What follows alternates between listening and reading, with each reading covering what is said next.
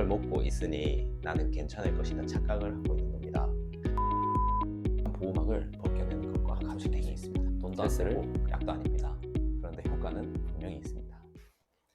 안녕하세요, 홍은표 약사입니다. 40대 50대가 되면 누구나 혈관 건강에 대해서 관심이 많아지시죠. 혹시나 나도 심근경색이나 아니면 뇌졸중 같은 것들로 갑자기 세상을 떠나진 않을까 한 번쯤 고민은 해보셨을 겁니다. 그렇지만 약국에서 상담을 하다 보면 이렇게 말씀하시는 분들이 많습니다. 혈압약 먹고 있으니까 이제 신경 안 써도 되겠죠? 콜레스테롤 약 먹고 있으니까 나는 이제 괜찮죠? 약을 먹고 있으니 나는 괜찮을 것이다 착각을 하고 있는 겁니다. 하지만 약만으로는 절대로 혈관이 보호되지 않습니다. 또 나는 수치상으로는 혈압도 괜찮고 콜레스테롤 수치도 정상이니 아마 괜찮을 거야. 혈관 건강을 지키기 위해서는 생활 습관이 무엇보다도 매우 중요합니다. 아무리 수치상으로 정상이더라도 나쁜 생활 습관들이 반복되다 보면 소리 없이 혈관이 망가질 수 있습니다. 혈관을 파괴하는 원인은 매우 다양하지만 오늘은 혈관의 산화라는 관점에서 반드시 알아두어야 할 혈관을 늙게 만드는 나쁜 습관 3가지, 반대로 혈관을 보호할 수 있는 좋은 생활 습관 3가지에 대해서 말씀드려 보도록 하겠습니다. 먼저 혈관이 어떻게 산화되는지에 대해서 한번 설명드려 보도록 하겠습니다. 혈관이 산화된다는 것은 쉽게 말해서 혈관이 녹슨 파이프처럼 막힌다라는 뜻인데요. 우리 혈액 속에는 콜레스테롤을 운반하는 입자인 LDL이라는 것이 존재합니다.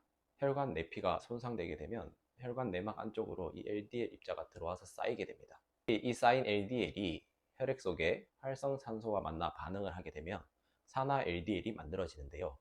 이때부터는 단순한 운반 입자가 아닌 염증 반응을 일으킬 수 있는 독성 물질이 되는 것입니다.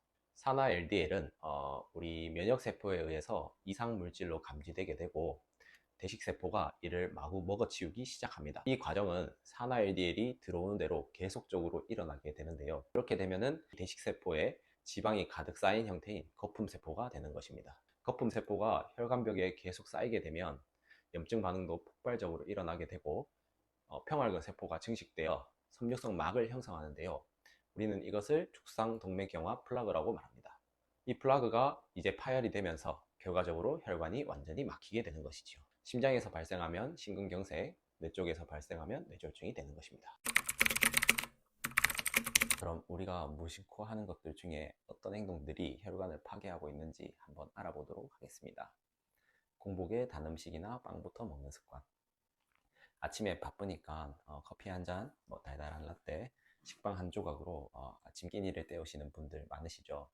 이게 왜 문제가 되냐 하면은 공복에 당이 먼저 들어가게 되면 혈당이 급격하게 올라가게 됩니다. 혈당 스파이크라고 들어보셨죠? 혈당이 급격하게 오르게 되면은 우리 몸에서는 활성산소가 매우 많이 만들어집니다. 이 활성산소가 LDL 산화를 촉진하여 결과적으로 혈관벽을 자극하게 되는 것입니다.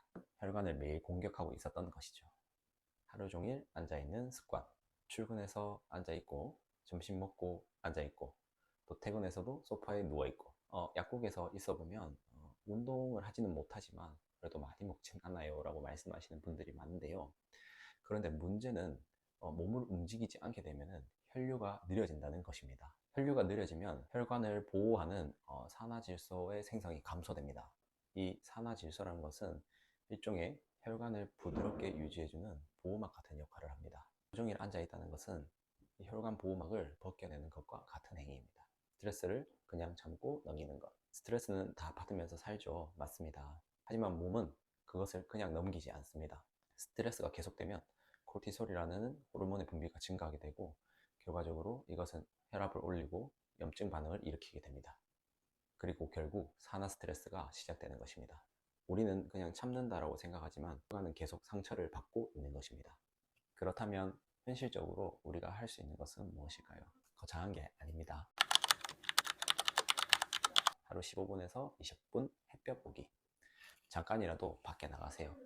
햇볕을 쬐게 되면 우리 몸에서 비타민 D가 생성됩니다. 이 비타민 D는 혈관에서 산화질소의 생성을 증가시켜 혈관이 잘 이완되고 혈류가 잘 흐를 수 있도록 해줍니다.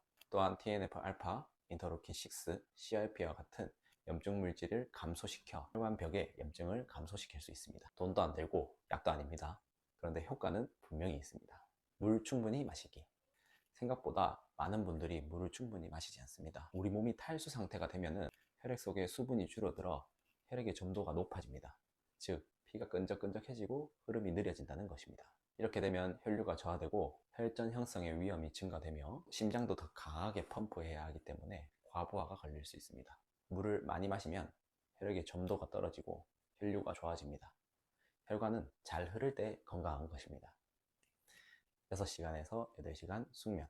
수면은 혈관의 회복 시간이라고 할 수 있습니다. 수면 중에는 혈압이 평상시보다 15에서 20% 정도 감소되게 됩니다. 즉, 혈관이 혈압 압력 스트레스에서 벗어날 수 있는 시간인 거죠. 또 혈관 내피세포에서 산화질소의 생성이 증가합니다. 만약에 충분한 수면을 취하지 못한다면 염증 반응이 증가될 수 있습니다. 잠을 자는 동안 염증은 조절되고 항산화 시스템은 회복하게 됩니다. 잠이 부족하다면 혈관이 충분히 회복되지 못한 채 다시 산화환경에 놓이게 되는 것입니다.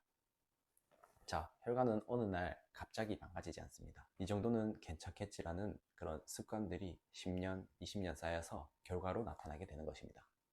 혈관은 조용히 망가지지만 또 조용히 회복되기도 합니다. 오늘 제가 알려드렸던 내용들 꼭 일상생활에서 시도해 보시길 바랍니다. 오늘 내용도 도움이 되셨다면 좋아요, 구독 부탁드리고요. 다음에 더 좋은 내용으로 찾아뵙도록 하겠습니다.